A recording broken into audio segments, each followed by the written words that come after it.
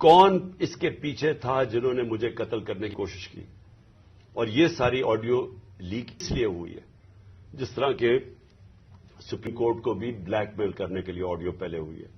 میں آخر میں پھر سے ریکویسٹ کرتا ہوں کہ ہم اپنے سپریم کورٹ کو درخواست کرتے ہیں کہ 4 مہینے پہلے میں نے پٹیشن کی تھی, پھر میں نے پچھلے ہفتے اس کو پھر سے کہا کہ اس کو سنا جائے.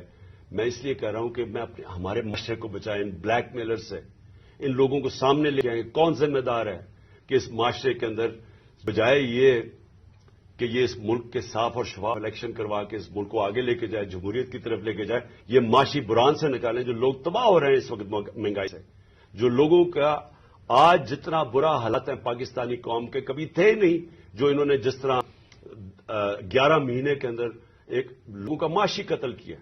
تو بجائے ادھر لے جانے کے جس ہم نے اپنی گورنمنٹس ڈیزالو کی تھی کہ یہاں الیکشنز کروا کے اس ملک کو اس بحران سے نکالیں, یہ الٹا اس کو استعمال کر رہے ہیں ہمیں کراش کرنے کے لیے. یہ جو میں جے آئی ٹی کا پھر آخر میں یہ کہتا ہوں, یہ جو انہوں نے سیبوٹاج کرنے کی کوشش کی ہے, اس کا مقصد یہ کہ طاقت, اور جو میں کہتا تھا وہ 3 لوگ ملوث تھے, میرا کوئی بھی تھوڑا سا بھی شک ہو اور کسی کا بھی شک, وہ سب ختم ہو جانا چاہیے کہ وہ لوگ یہ جو سیبوٹاج کرنے کی کوشش کر رہے ہیں کوئی ملوث تھے میرے قتل کرنے میں.